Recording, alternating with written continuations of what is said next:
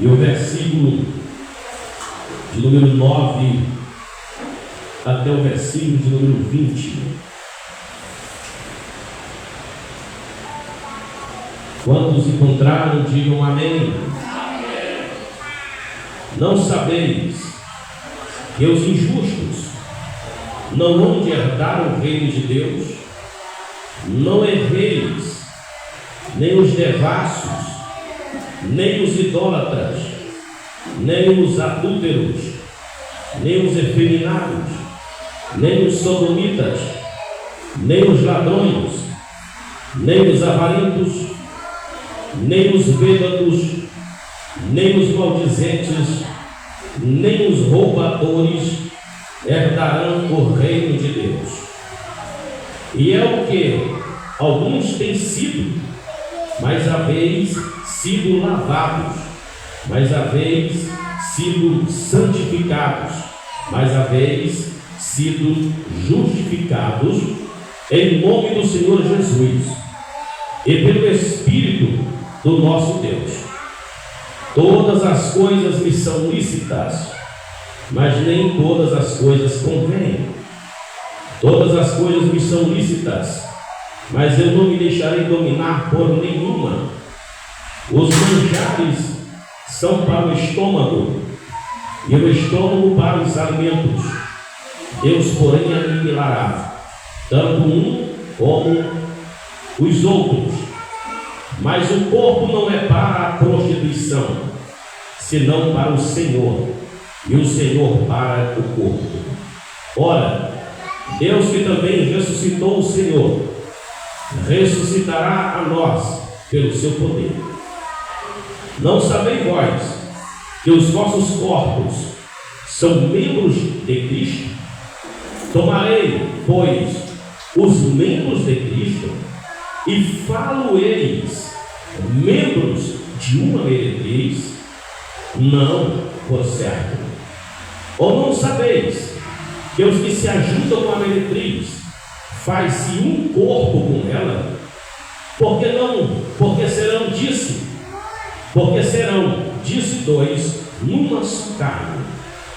Mas o que se ajunta com o Senhor é um mesmo Espírito. Fugir da fornicação. Todo pecado que o homem comete é fora do corpo, mas o que se prostitui peca contra o seu próprio corpo. Ou não sabeis que o vosso corpo é templo do Espírito Santo, que habita em vós, proveniente de Deus, e que não sois de vós mesmos, porque fostes comprado por bom preço?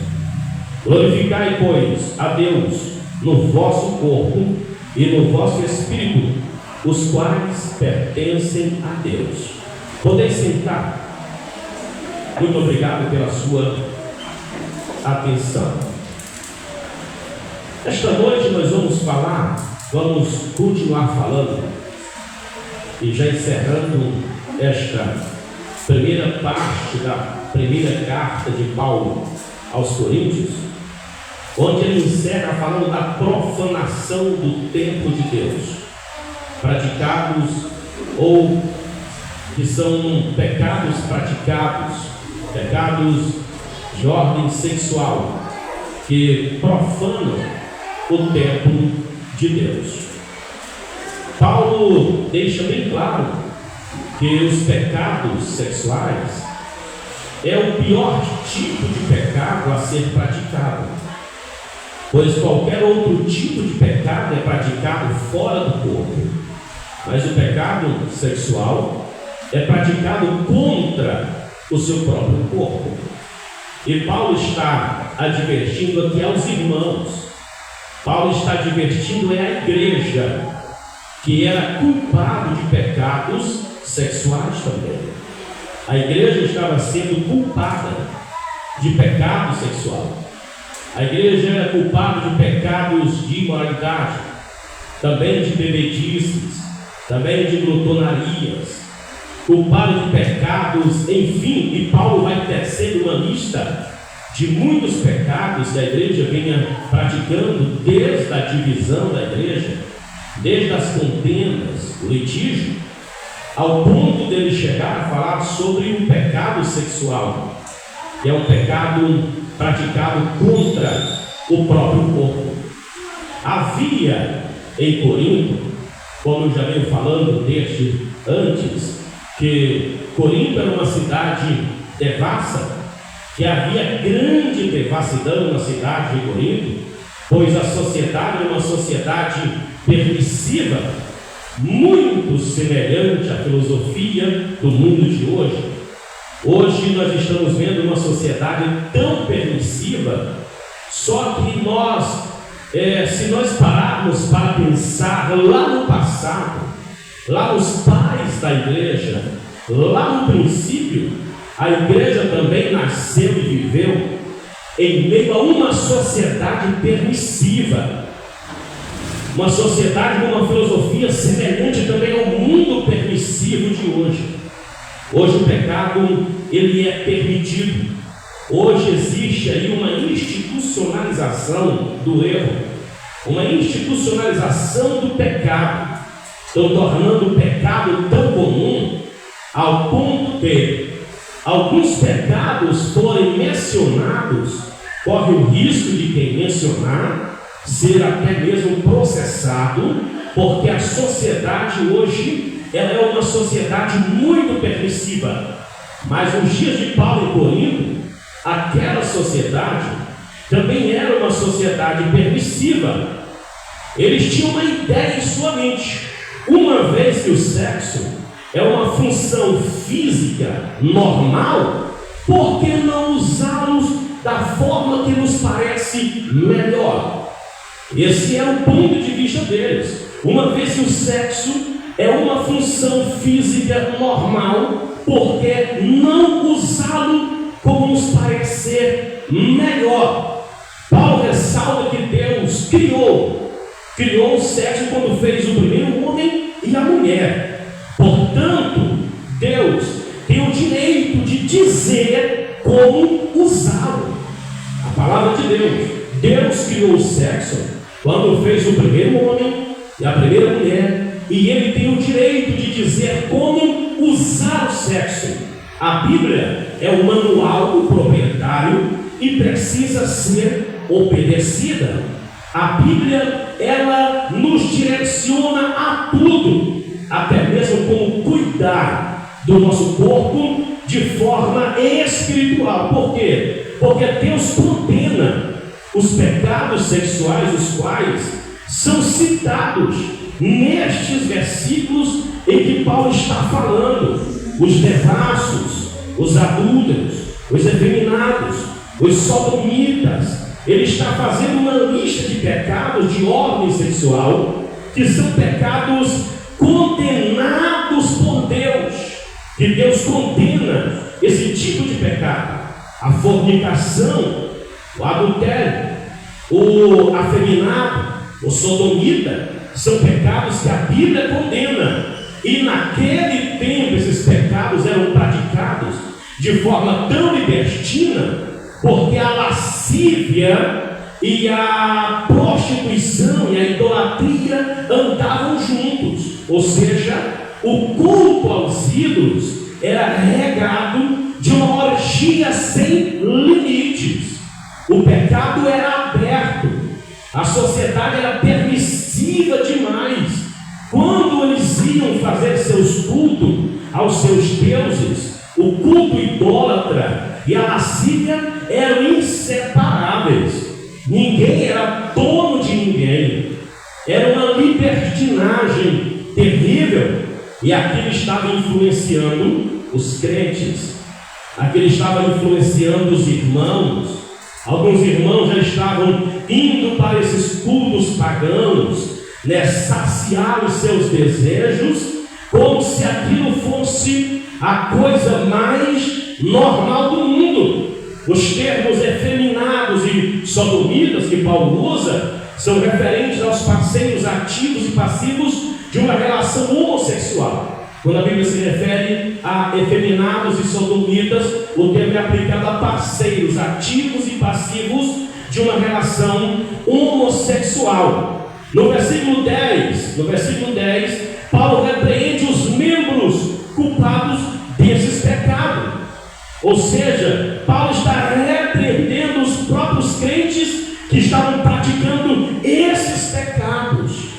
Ele está repreendendo os crentes, dizendo que quem pratica essas coisas não herda o reino de Deus. Os crentes estavam praticando pecados de adultério, de prostituição. Eles estavam praticando pecados horríveis, pecados de cunho homossexual, de ordem também homossexual. E Paulo está repreendendo os crentes, dizendo: tais já fostes alguns de vós, mas vocês já são lavados, já são remidos, já são santificados pelo Espírito de Deus. Já não convém mais praticarem estas coisas. No entanto, Deus ele pode sim purificar o homem de todos esses pecados e transformá-los em novas criaturas em Cristo, como disse Paulo. É o que alguns de vós já têm sido, mas haveis sido lavados, haveis sido santificados, haveis sido justificados em nome de Jesus Cristo pelo Espírito de Deus. Deus pode sim limpar, purificar, perdoar, tomar esses pecadores e transformá-los em nova criatura. E uma vez que são transformados em nova criatura, eles têm que viver em função de tudo o que Deus fez por eles. Se Deus os resgatou, se Deus os limpou, se Deus os tirou da prostituição, do pecado, da bebedice, agora eles têm que viver em função de tudo o que Deus fez por eles. Ou seja, eles tinham uma obrigação com o Senhor: usar o corpo para serviço e glória de Deus. O crente, ele tem uma obrigação com o Senhor. Qual é? Usar o seu corpo para serviço e a glória de Deus. O corpo do crente não é para a prostituição. O corpo de crente não é para a prateleira, para ser admirados, os bíceps, as curvas, os quadris. Não!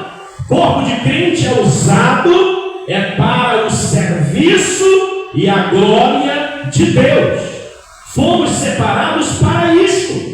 Deus nos resgatou de lá para isto. O nosso corpo não pode ser usado para a prostituição, para não nos entregarmos de volta ao pecado. Paulo diz que nós temos que considerar pelo menos 3 pessoas. Só que Paulo já vem pedindo consideração bem antes. Desde o capítulo 5, Paulo está pedindo que a igreja seja considerada. Ele está pedindo que o povo de Deus seja considerado. E aqui ele está pedindo que Deus seja considerado, para não errarmos, para não pecarmos, para não nos entregarmos ao pecado da carne, aos pecados sexuais. Devemos considerar Deus. De que ponto de vista? O Deus Pai. Versículo 12 e versículo 14. O nosso Deus, o nosso Pai, foi Ele quem criou o nosso corpo e um dia o ressuscitará em glória. Foi Ele. Ele criou o nosso corpo. O corpo será desfeito, voltará ao pó e um dia será ressuscitado em glória. Tudo isso do nosso Deus. Observe que o nosso corpo foi Deus quem criou, e o nosso corpo é Ele quem vai ressuscitar glorificado. Uma vez que o nosso corpo tem uma origem maravilhosa e um futuro ainda mais maravilhoso, como é que nós podemos dedicar o nosso corpo a um propósito tão perverso que é o pecado sexual? Como é que o nosso corpo tem uma origem tão gloriosa? Deus nos criou, Deus nos formou, e ainda com um propósito ainda mais glorioso ainda, quando seremos ressuscitados. E como pode um crente dedicar o seu corpo a um propósito tão perverso, que é o pecado de ordem sexual? É o que Paulo fala, que é o pecado praticado no corpo. Que qualquer outro tipo de pecado é praticado fora do corpo, mas o pecado sexual é praticado no corpo. Quando se pratica um pecado sexual, você pega contra Deus, quem fez o teu corpo. Você está pecando primeiramente contra Deus, que fez o teu corpo. Os coríntios, eles usavam dois argumentos para justificar os seus pecados. Dois argumentos. Eles pecavam contra o corpo, pecavam contra Deus, mas usavam dois argumentos. O primeiro: todas as coisas me são lícitas. Esse aqui era o primeiro argumento que eles usavam. Todas as coisas me são lícitas. Era o primeiro argumento que eles usavam. Essa era uma expressão em voga na época, ou seja, uma expressão da moda. Expressão em voga é uma expressão da moda, do momento, uma expressão legal, uma expressão que, como que se diz, que lacra, uma expressão que identifica. Eles todas as coisas me são lícitas. Quando alguém dissesse alguma coisa, todas as coisas me são lícitas. Essa era uma expressão na moda para os crentes. Eles tomavam como base um conceito falso sobre a liberdade cristã. Todas as coisas me são lícitas. E Paulo está dizendo a eles que essa expressão não isenta eles de um julgamento, porque eles sempre diziam: todas as coisas me são lícitas. Era o que eles diziam, versículo 12. Paulo está repetindo: todas as coisas me são lícitas. Paulo está fazendo uso de uma expressão comum que eles usavam todos os dias para se defenderem das acusações de seus pecados. É que todas as coisas me são lícitas. Se hoje você vai apertar um crente, ele vai ter uma resposta na ponta da língua para te dar. É você apertar o crente, ele tem uma resposta, ele tem uma defesa. Ele é a graça que me salva. Eu sou amado de Jesus, eu sou queridinho, a graça me cobre. Vai nessa, entra nessa para você ver. A graça não é liberdade para pecar, a graça é liberdade para servir a Deus e não permissividade para o erro. A pergunta é: fomos libertos para entrar em outro tipo de servidão? Foi para isso que Cristo nos libertou? É o que Paulo estava dizendo para eles. Fomos libertos para entrarmos em outro tipo de servidão? Segunda pergunta: isso irá me escravizar? Terceira pergunta: essa atividade de fato ela é proveitosa para a minha vida? Essas são três perguntas que devemos fazer diante desta sociedade, deste mundo de nós mesmos, é se nós somos libertos para sermos submetidos a outro tipo de escravidão. O que eu faço hoje, as minhas atividades, elas me escravizam? Eu sou escravo de alguma coisa nessa terra? Eu sou escravo do quê? O que me escraviza nesta terra? O que é pecado nesta sociedade? Hoje as pessoas, elas listam uma série de permissividades, mas uma lista de pecados elas não querem saber. Nada mais é pecado. Nós vivemos uma geração escrava, libertas por Cristo, porém escravos de si mesmo, escravos de seus próprios desejos, escravos de sua própria vaidade, escravos da sua própria mente, do seu próprio entendimento, tapados, zerados, sem vida.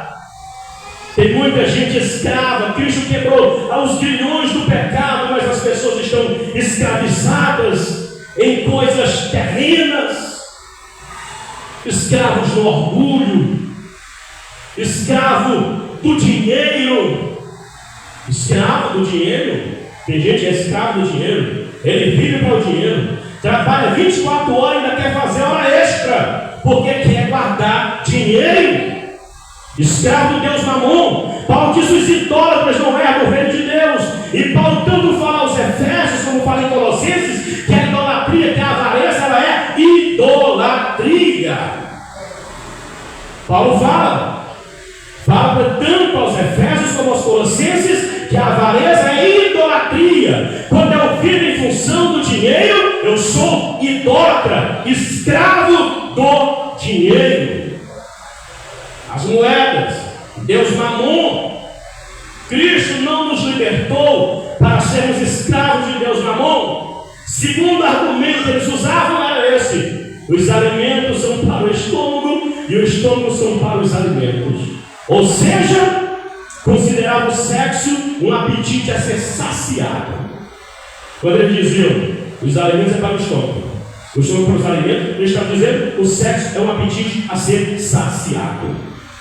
Eles entendiam que o sexo era um apetite que deveria ser saciado pelo fato de ser uma função física tão normal. Eles entendiam que deveriam se saciar sexualmente, não considerando uma dádiva de Deus que deve ser usada com muito cuidado, porque a lascívia está para o sexo, assim como a glutonaria está para os alimentos.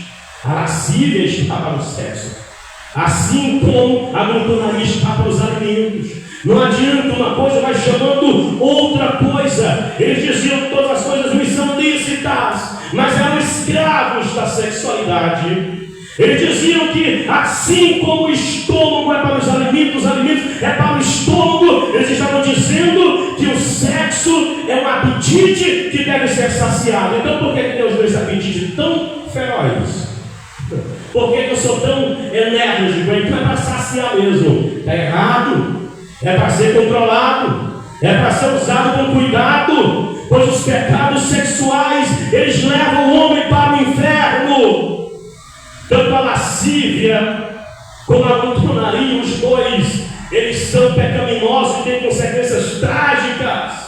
Não é só porque nós temos certos desejos normais, dados por Deus na criação. Isso não significa que devemos nos entregar a eles. Não é só porque nós temos certos desejos dados por Deus lá na criação que nós devemos nos entregar a Ele e nos satisfazemos a todo tempo, pois o sexo fora do casamento, ele é destrutivo. O sexo fora do casamento é destrutivo. Tanto de casais que começam a namorar e já começam a fazer sexo antes do casamento, depois que se casam, a maioria dos casamentos gera um problema, porque já vieram viciados nas coisas mundanas. E outros que praticam sexo com uma terceira pessoa também destrói casamento, com adultério. Então o sexo é destrutivo fora do casamento. O sexo fora do casamento é destrutivo. O sexo fora do casamento é como um assalto a banco, em que o ladrão até fica com algo que não lhe pertence, mas um dia ele vai ter que pagar. É como um assalto a banco. O ladrão até fica com alguma coisa que não lhe pertence, mas um dia a conta chega. Um dia ele vai alcançar, um dia ele vai pego. Não tem como, a conta chega, a conta vai chegar. O sexo é destrutivo, o sexo é no corpo, o sexo é na carne. E Paulo está dizendo que eles profanam o seu corpo quando eles praticam o sexo fora do casamento de uma forma tão libertina como eles viviam. Então, se nós considerarmos Deus que fez o nosso corpo, que vai ressuscitar o nosso corpo, nós não entregaremos o nosso corpo ao pecado sexual. Quem tem sua parceira, segure ela. Quem tem seu parceiro, segure ele. Porque senão depois você vai estar pecando, fazendo sexo fora do plano de Deus, e a conta chega. Doenças emocionais, doenças psicológicas, frustrações, decepções, vergonha. É a triste consequência de viver com os danos de pecados já perdoados. Não podemos profanar o nosso corpo, pois o nosso corpo não foi feito para a prostituição. Um pecado tão terrível que macula tanto o corpo como fere a Deus. A segunda pessoa a ser considerado é o Deus Filho. Versículo 15 ao 18, vejamos o que diz: não sabeis vós que os vossos corpos são membros de Cristo? Devemos considerá-lo. Devemos considerar Jesus Cristo. Não sabeis vós que os vossos corpos são membros de Cristo? Tomarei, pois, os membros de Cristo e falo-eis membros de uma prostituta? Não, por certo. Ou não sabeis que se ajunta com a meretriz, faz-se um corpo com ela? Porque serão dois numa só carne. Mas o que se ajunta com o Senhor é um espírito com Ele. Fugir da fornicação. Todo pecado que o homem comete é fora do corpo, mas o que se prostitui pega contra o seu próprio corpo, pega contra Jesus Cristo direto. Porque nós somos membros do corpo de Cristo. E como é que nós vamos pegar os membros de Cristo e juntar a uma prostituta? Ou vice-versa. As mulheres também são membros do corpo de Cristo. E como pode se juntar ao pecado também sexual? Juntar, unir o que é sagrado com o que é pecaminoso. Paulo pede que consideremos também a Jesus Cristo, Deus Filho. Este também deve ser considerado, pois o corpo do cristão, ele é um membro de Cristo. Esse meu corpo, ele é um membro de Cristo. Eu não posso uni-lo à prostituição, pois ele é um membro sagrado. Ele é um membro de Cristo. Não podemos estar ligados a Cristo e ao pecado ao mesmo tempo. Não. Não tem como. Estamos ligados a Cristo e ao pecado ao mesmo tempo. É o que Paulo está dizendo. Devemos considerar o Senhor e não entregar o nosso corpo, que é sagrado, ao pecado. No entanto, algum dos coríntios não viu como errado visitar umas prostitutas cultuais e se entregar à impureza sexual. Mesmo Paulo pregando, Paulo ensinando, imagina a igreja que foi ensinada por Paulo. Eles estavam visitando prostitutas cultuais para se entregarem a elas e viver uma impureza sexual. Sabe por quê? Porque no templo de Afrodite, diz a história que tinha mais de 1000 prostitutas cultuais só no templo de Afrodite. E os crentes estavam indo visitar lá. Os crentes estavam indo lá. Né? Os crentes estavam indo lá. E Paulo ficou sabendo. Tinha mais de 1000 gatinhas lá no templo de Afrodite. E os irmãos, ó, pegavam o dinheiro e já estavam no bolso, ó. E Paulo ficou sabendo dos irmãos, os crentes, irmão. Os crentes, irmão. Eram os crentes que estavam visitando as prostitutas cultuais. Tinha muitas. Eles sabiam onde encontrar. Viviam numa sociedade permissiva. Viviam influenciados por aquela sociedade. Por isso que às vezes eu prefiro ser chato, mas eu quero isolar a igreja de Cristo ao máximo das coisas mundanas, porque o mundo influencia sim. O mundo influencia sim. Pastor Misael do rebanho quer isolar o rebanho do mundo? Sim. Porque foi Paulo se afastar de Corinto, os irmãos, bem ensinados por ele, já começaram a fazer, existia uma gatinha lá no templo de Afrodite, tem só 1000 gatinhas por lá, vamos dar uma voltinha e voltava, porque todas as coisas que são lícitas, o alimento é para o estômago é para o alimento, ou seja, se nós temos essa aptidão sexual, então nós temos que satisfazê-los. Isso é uma coisa miserável. Isso é do cão. Essas coisas.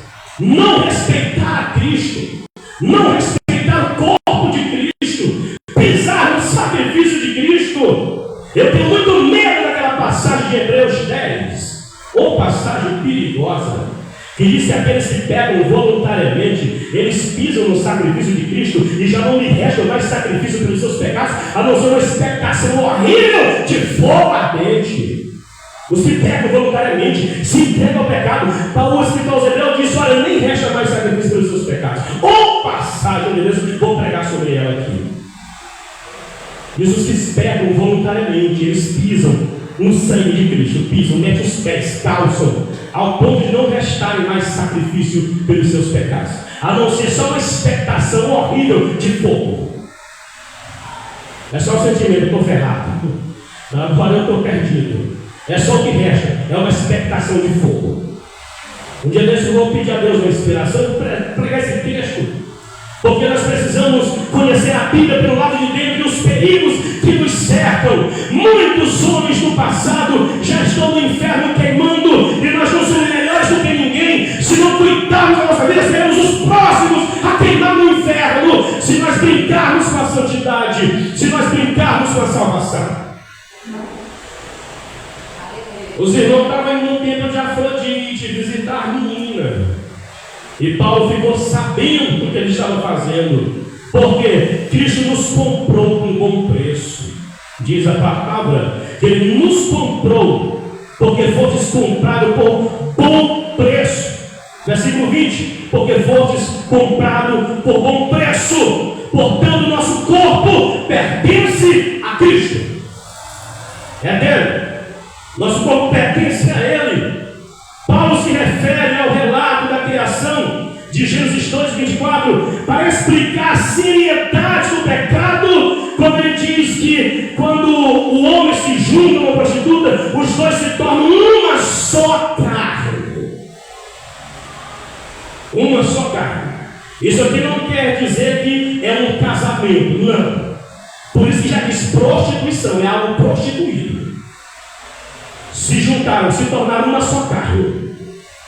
Você pegou o que é santo e tornou imundo.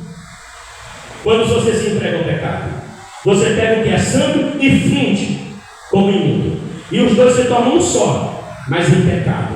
Por isso que é chamado de prostituição. Porque não é nem casamento e nem solteiro, é prostituição. É algo adulterado, é algo monstruoso, é algo perverso. Quando se toma o corpo de Cristo e une ele com a prostituição.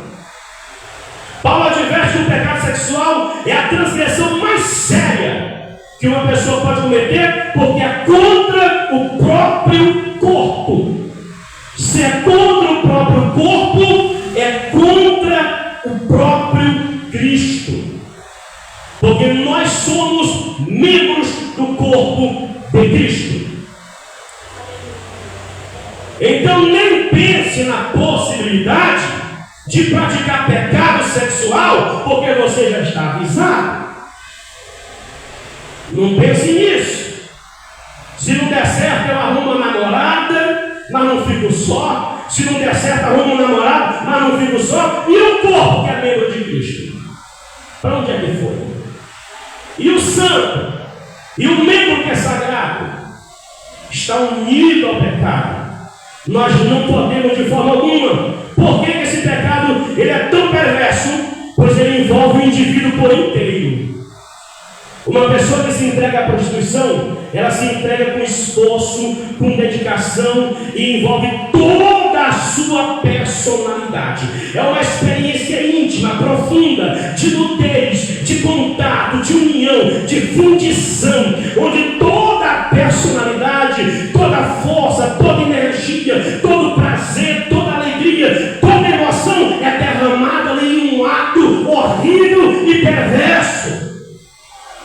Por isso que é um pecado horrível praticado no corpo, porque ele envolve toda a personalidade, tanto do homem como da mulher.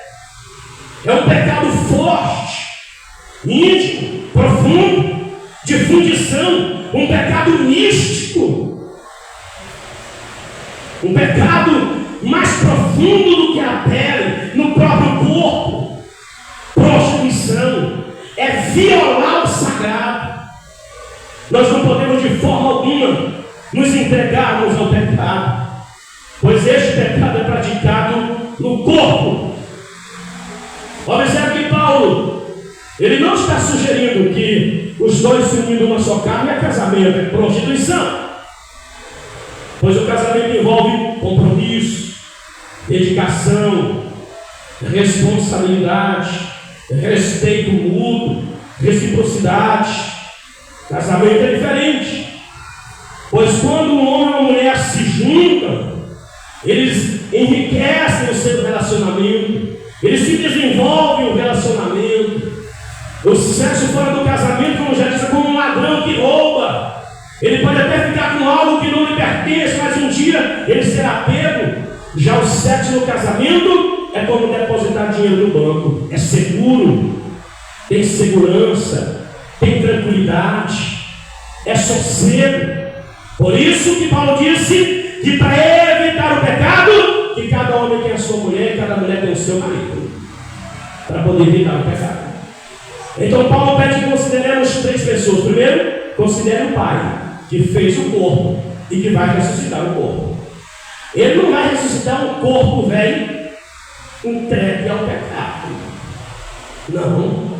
Ele vai ressuscitar um corpo santo, glorificar o corpo que é santo. Morreu no pecado, está perdido. Segundo, devemos considerar a Cristo, porque somos membros do seu corpo. Quando pecamos contra Ele também. Terceiro, devemos considerar o Espírito Santo. Versículo 19, versículo 20, para encerrar. Ou não sabeis que o vosso corpo é o quê? Templo do Espírito Santo que habita em vós, proveniente de Deus, e que não sois de vós mesmos, porque fostes comprado por bom preço. Glorificai, pois, a Deus no vosso corpo e no vosso espírito, os quais pertencem a Deus.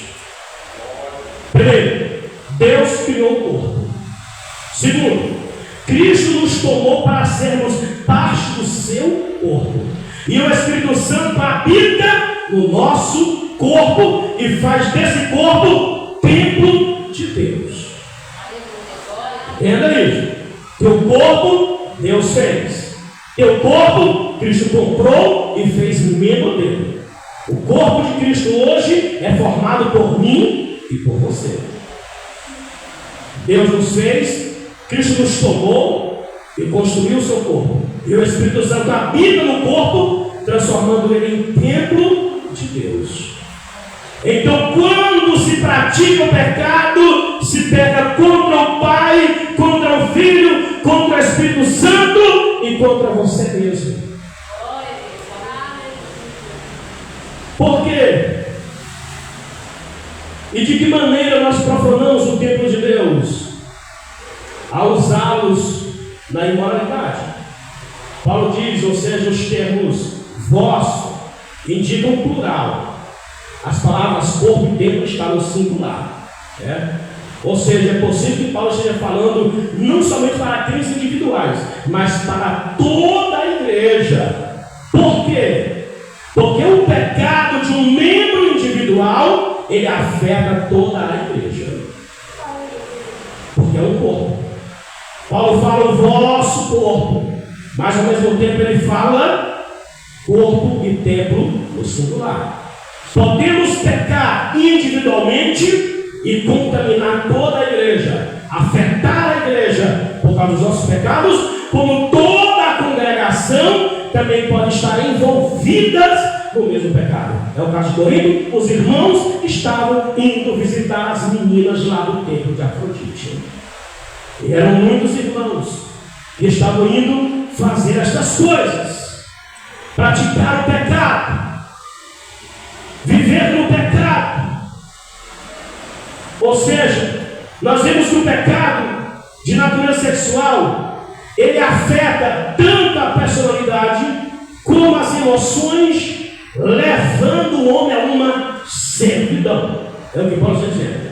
E eu considero assustador como a lascívia pode se apoderar do corpo de uma pessoa e contaminar várias áreas da vida do ser humano. A lascívia, um simples pecado, um simples apetite sexual, um simples desejo. Para a pessoa considerar, se esses desejos aqui é porque minha carne é fraca, então eu vou ali, Deus vai me perdoar. Deixa eu dizer uma coisa: o libertino, o adúltero, o homossexual, eles podem até se esquecer de seus pecados, mas seus pecados jamais se esquecerão dele. Está na cola, está nos ombros. O libertino, o adulto, o homossexual até podem se esquecer dos seus pecados, mas seus pecados jamais se esquecerão deles.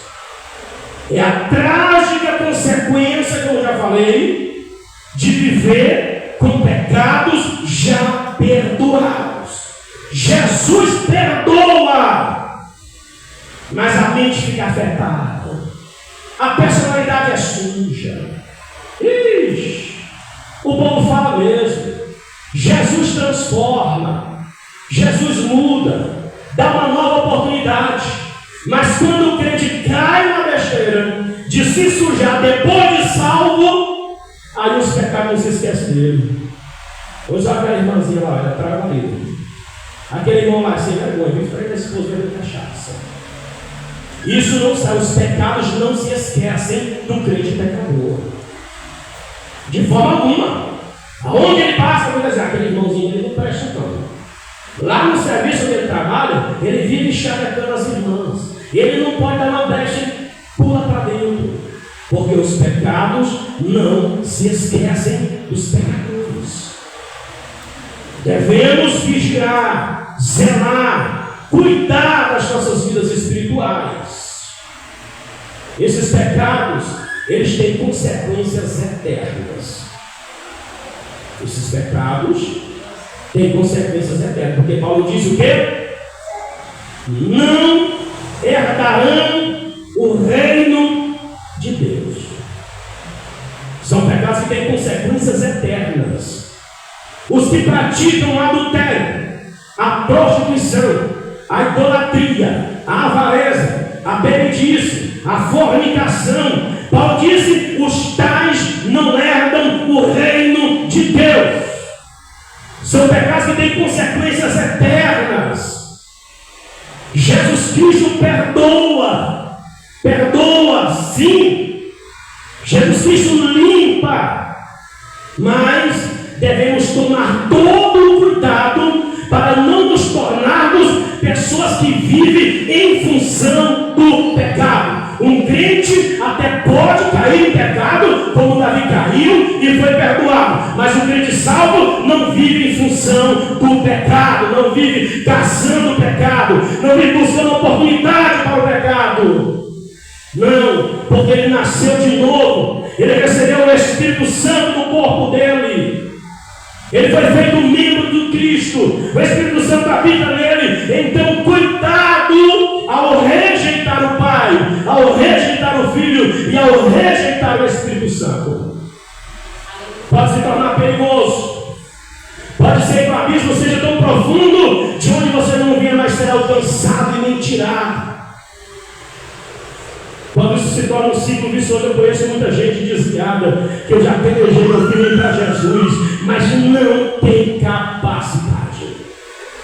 A cachaça não deixa, a droga não deixa, a imoralidade não deixa. Já chegou a um ponto de estar tão aprofundado de que não consegue mais sequer levantar a mão para ser alcançado. Está dominado, está amarrado, está preso, acorrentado. Então devemos tomar cuidado, devemos vigiar, devemos zelar, para não profanarmos o que é sagrado. Se somos salvos, se fomos comprados, vivamos então para a glória de Deus. Como disse Paulo, escrevendo aos Tessalonicenses, que os membros do nosso corpo devem ser usados para santificação e honra. Os membros do nosso corpo não podem ser usados para o pecado. Nossos olhos não podem ser usados para o pecado. Nossos ouvidos não podem ser usados para o pecado. A nossa língua não pode ser usada para o pecado. Nós devemos usar o nosso corpo que foi comprado para serviço e glória de Deus. Porque hoje Ele tem você salvo. Mas uma vez que você decide contrariar os três, rejeitando o Pai, o Filho e o Espírito, ao pecado sagrado e contaminar com a imundície, você pode correr o risco de acontecer o que aconteceu com Saul. Deus o rejeitou. É o que disse Paulo aos Romanos, de pessoas imorais, de pessoas que viviam na carne, pessoas libertinas. Paulo diz assim: as quais Deus os entregou às suas paixões infames da carne. Ou seja, Deus lavou as mãos. A maior condenação que o homem pode enfrentar é Deus os entregar às suas próprias paixões. A Bíblia diz: os quais Deus os entregou. Deus abriu mão. É isso que tu quer? É carne? Então vai viver tua carne. É isso que tu quer? Então está entregue. Deus os entregou. É bíblico. Deus os entregou o quê? As paixões infames da carne. Cuidado com a carne, porque ela é perigosa. Se Deus rejeitar e dizer: meu filho, vai viver com a carne, é a maior condenação que o homem pode enfrentar. É quando Deus libera ele para pecar. Ele está enrolado. Porque pecar não é liberdade, pecar é escravidão. E quando Deus abre mão do homem para viver o que ele bem quiser, aí ele já está dominado pela carne. É como a geração antediluviana. A Bíblia menciona muitas vezes a palavra carne. Você vê o livro de Gênesis, são muitas vezes que Deus fala a carne. E a carne foi destruída pelas águas do dilúvio. Deus não tem compromisso com carne, com carnalidade. Deus tem compromisso com o espiritual e a espiritualidade. Fiquemos de pés, em nome de Jesus.